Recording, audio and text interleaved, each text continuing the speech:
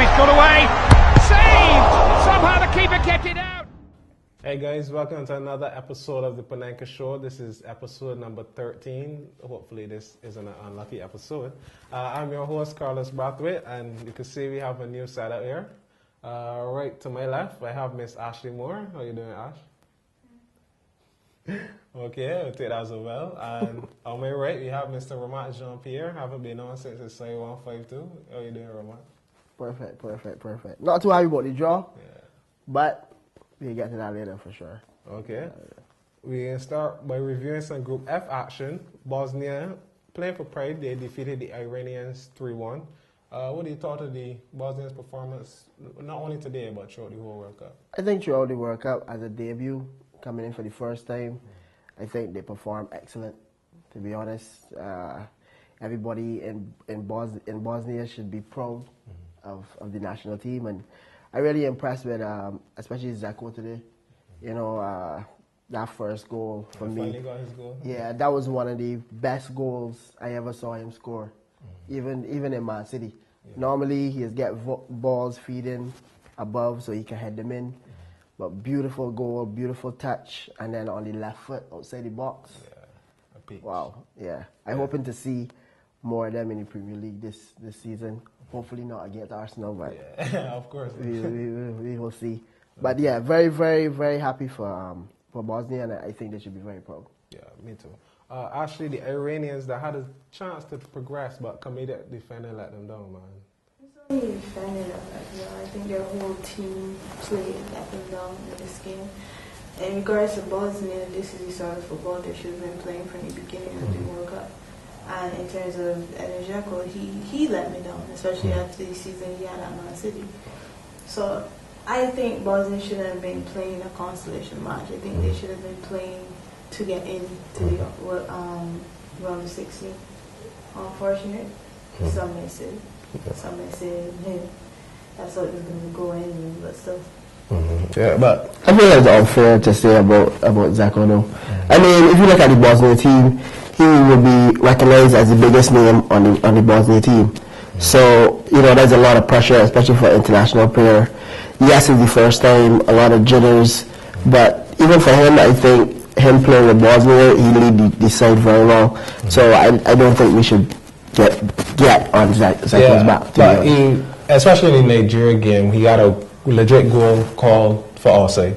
And it's kind of been frustrating. Keeper saves, sometimes he scuffed the misses. But yeah.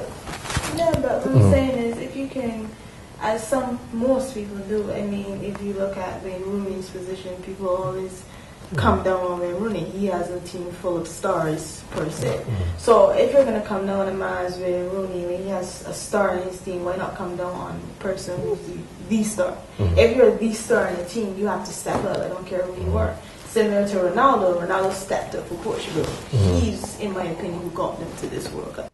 Yeah, but you said it for yourself. There's a team of stars, and there's just one man. So Portugal is not a team of stars. I mean, you're talking about England. Yes, that's what I'm saying is, people come down on Wayne Rooney. Right. He's not the only star in that team, so right. if you're going to come down that team, come down that team. For Bosnia, Zeko is the star. So you come down the star. I think even using England is totally poor example, because in England a player that costs 1 million, if he's English, he costs 10 million.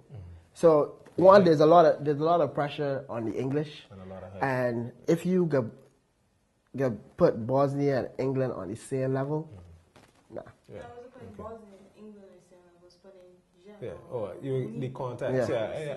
Yeah, but if you're talking about team though, you can't judge it too still, because as you said, England is a team of stars. Yeah, England got bigger names. And Zeko is only one. So you could even see that pressure on him throughout the whole World Cup. Yeah. Right? Where Rooney has, like Ashley said, a team of stars behind him. So coming into the World Cup, obviously Rooney will have more confidence than Zeko and feel more at ease. Rooney is debatable. The sort of pressure he's been getting. And that one would be debatable. He goes to the ease of it as debatable. But if you look at Rooney's attitude, I mean, people is calling the bulldog. You know what I mean? I can remember that partnership with he and Tevez. When they said, man, you got the two big bulldogs. So from Wayne Rooney, like I said on the show that he's one of the players that come into the World Cup to prove a point. You know what I mean? My predictions, he didn't do it, but true. Yeah. Okay, we're gonna move on to the other Group F fixture, where Nigeria were defeated 3-2 by Argentina, but the Nigerians still made it through, first African side through, man. Musa versus Messi, man. Yeah. Musa with a brace, Messi with a brace. What y'all thought of that game? I think Musa played extremely well. Yeah. I mean, granted, Argentina's defense let them down a little bit, but that first goal he scored was a gem. I don't care who you are, you can be best player in the world. That is a gem that he scored, and he played some very good football. And what I liked about Argentina, they took it. Nigeria. They took it to Argentina. They didn't look and say, "Well, we're playing Messi in Argentina, Marie and all that." They were like, "This is another squad on the field, and we're going to show them what we can do." And that's what I loved about that game. It was exciting. Yeah. I agree with that point. Messi again stepping up for the Argentines. Yeah, definitely. I mean, I'm not a fan of Messi, to be honest. And I know a lot of people won't agree with me, but I'm not a fan of him. Oh, wow. That's fighting words. He's an Arsenal fan, let's be real. But beautiful 2 goals. I mean, the first goal, like a fox in the box. You know what I mean? Typical. First time I saw it, I told myself that it's a typical Barca goal as well, where Barcelona, you know, their philosophy is that they always have to have a man on top of the box, you know, just in front, just for those kind of goals. So Messi was right there, rebound, came straight in, and once you hit that left foot, is the free kick. The free kick was a gem too. Yeah, that free kick was. The first free kick generally in the same area, and the keeper saved it. But I guess he was telling the keeper he was saving this one. And that was true. And to mention the keeper, that Nigerian keeper, he saved that game for him. I mean, he was just a nuisance, especially to Di Maria. I mean, I honestly feel in my heart that Di Maria was cursing that keeper. Every shot, just block after block after block. Speaking of Di Maria, even though Messi has such a high support cast, he still had to do it, basically kind of do it on his own today. What do you think the support staff, you got Di Maria, you have Aguero, you have Higuain, I mean, they still haven't stepped up yet. I think they need to, especially if they want to win this World Cup. Messi cannot do it alone. As great as he is, he cannot win this World Cup alone. So they need those supporting factors, they need to step up their game. Di Maria was trying to do it this game. No one can say he had a poor game.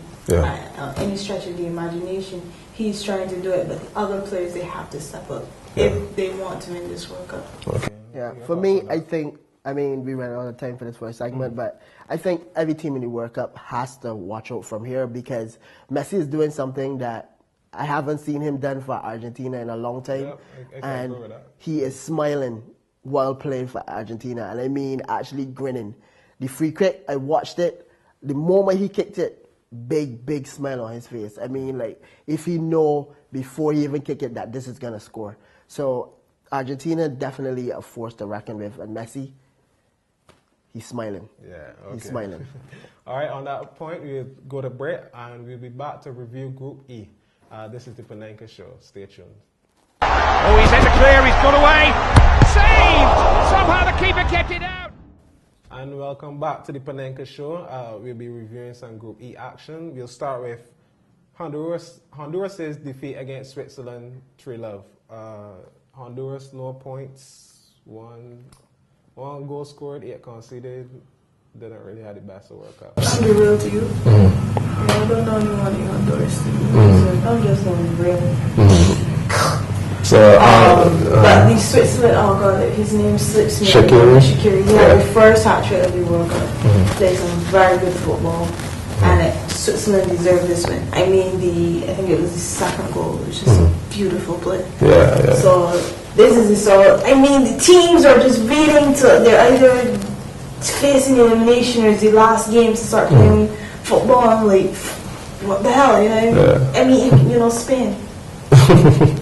Before we get off track, Switzerland, your team defeated them 5-2, and they responded very well. Yeah, I thought Switzerland played beautifully.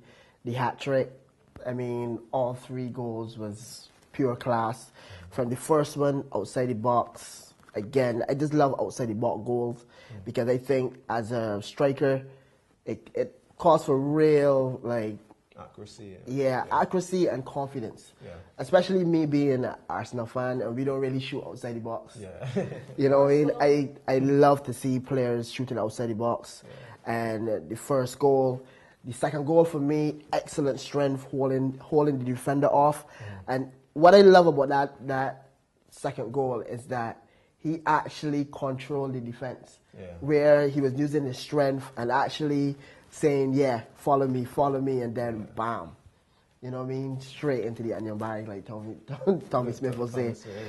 So beautiful hat trick for me. Okay. Shaqiri, well, we got the hat trick today, but before then, Shaqiri wasn't really up to scratch. So you think this performance silences critics?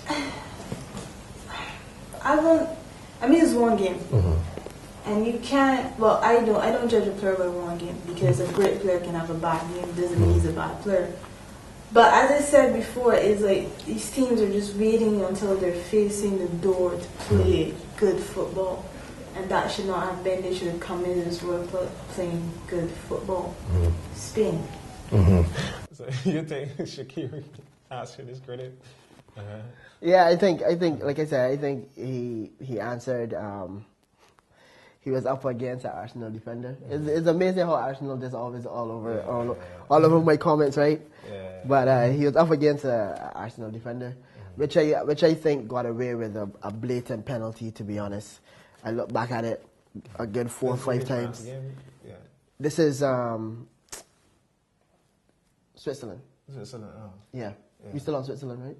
Yeah, but Drew this play for Switzerland too. Right, and he's the person that I thought got away with a penalty. Oh, okay. You know, he got no ball at all foot, and the defender the attacker went down in the box. Oh yeah, and he got away with that penalty, and I just hope he doesn't do that this season. Yeah, I don't think he's coming back. I don't think he's coming back. We move on to the final Group E fixture. We got Ecuador, France. They played a 0-0 draw. Ecuador's goalkeeper, man, was really on fire today. Yes. Yeah, Ecuador's goalkeeper. I mean, France did everything but score. And similar to the Nigerian keeper being De Maria's, like... Demise, yeah. This goalkeeper was Benzema's demise. Yeah. I mean, a couple of balls he hit straight in his hands, but he was on point in this game. Yeah. I love to see goalkeepers being on point because they don't get enough credit. Especially in this game. They'll get the blame if it scores. They'll get the blame if it scores. But if they dominate a match, they don't get the credit. And I'm very happy to see goalkeepers turn it up in this World Cup. Okay. And he saved this Ecuadorian squad, especially after the sending off of Valencia. Yeah. So your side, man, kind of find a shooting boots today. Cannot find a shooting boots. I was surprised by the player selection, to be honest. I thought Drew for sure would have started this game. I mean, I would have bet all my money on it. But Benzema start. And he's the man in the moment. Yeah, he's the man in the moment. But I thought with 6 points, we top in the group. I was hoping that, you know, I would see Drew come out and get a run out. But I guess France, I really want to go on a high. And it shows a lot of intent by France. It shows that they're really going for this World Cup. To put out a strong team, knowing that, you know, this group basically already won, and putting out their strongest team. The only person that they really started was Kashani. Yeah, but everybody else, basically, I think Griezmann was very unlucky. You know, Sanger gave him a delicious, beautiful cross into the box, and again, the keeper saved it. But you know, I mean, those are the kind of crosses that I'm gonna miss from Sanger this season. But Hopefully get them from Aria. Yeah, Hopefully. definitely. Yeah. But a beautiful cross, and keep proceeding. Yeah. Okay, so the French have Nigeria up next. Is the French strongest team? Yeah, This definitely. is the French strongest team. I can't wait to see them get kicked out of the Where would you say that? Nigeria up next, or you think? Ecuadorian playing 10 men. Honestly, I'm gonna say for the world to hear, but really and truly, like, especially I'm not talking about the last game, but the first two matches, for me, France played the best football in the World Cup right now. I mean, people will look at Brazil. Brazil, obviously, fan favorites, so they will have the biggest support in the stands. But France is playing excellent one-touch football. They're moving the ball. They're playing with pride, and they're playing for the crest. They're playing for the flag. Because, like I said, when I first came on the show, France has a lot to prove because they're not only playing to win the World Cup, but this is about pride. 4 years ago, embarrassment. This time around, we are France. We are here. You understand? And that's the kind of football that they're playing. Ladies and gentlemen, I predicted Italy would leave the World Cup, and I predict France would leave the World Cup. Especially after last, he doesn't want to talk about it, but the handball got them into the last World Cup. So some retribution. Okay, we'll be back. I will be previewing tomorrow's fixtures, Group G. So just stay tuned. I will be back with the Panenka Show. Oh, he's in the clear, he's got away. Saved! Somehow the keeper kept it out. And welcome back to the Panenka Show. We'll be start with Group H, Korea Republic versus Belgium. Belgium already through, Korea Republic already out. Basically a dead rubber match here to be played, so really ain't much. Lukaku, he didn't have the best times in his previous games. Yeah. You will give him a start this time. Yeah. So as to like get his legs going, or I think basically they will give him a start. Teams in this World Cup, I realize they're going for it. I mean, they're really, really going for it. Even if they got the Group 1, they're still putting out the strongest team. Everybody want maximum points. Nobody wants to show no sign of weakness. So I really feel that Belgium will put out their strongest side once again. yeah. Well, the youngster that came in, Origi, came in last time and he got them the late goal. So I think after coming in off the bench after two impressive performances, Lukaku gave you two good performances. I think, well, me personally, I think they would start him. But Lukaku, I don't know. I really was expecting better, honestly. Yeah, I was expecting better too, but I mean, he can only grow, and I think he will come good in this World Cup because one thing about the Belgian team, what I find is that they born as a team. To be honest, they really, really bond as a team, and leading up to the World Cup, that's really what they really talk about, the close connection that each of these players have with each other. So I really feel that with the support of his teammates, Lukaku will come good. Okay, so quick predictions for tomorrow: Korea, Belgium. I just really think Belgium will win. Belgium, yeah. What we got for you, Ash? I don't really care, but I would like Belgium to win. Okay. Lukaku I mean, after the season he had at Everton, everyone was expecting him to come in, kind of dominate because he's powerful, he's young, he's fast, he's quick, but he just, And I think Mourinho will be talking in his ears a bit. I mean, Mourinho has been in the press talking up the season already. Yeah. Talking about, the team that he's building is the team to win the Premiership. Yeah. And I think Lukaku will be getting a call from him saying, you need to prove to me that you should be in this winning side. Yeah. So I really, really think that he's getting pressure and encouragement from everywhere. And that's why I think he will come good in this World Cup. Okay. All right, so we'll move on to the second Group H fixture. We have Algeria taking on Russia. Russia with two draws and a slim chance to have the higher probability to progress. Algeria with the slimmer chance to progress. I actually think Algeria will beat Russia. It's just a feeling. I don't think this is Russia's. Too defensive. I don't think it's Russia's year, especially the style of football that they're playing right now. You can't come out and try to defend and win. You have to attack, especially in the last game of the group. But I think Algeria is going to take this one. Okay. We have Algeria in here.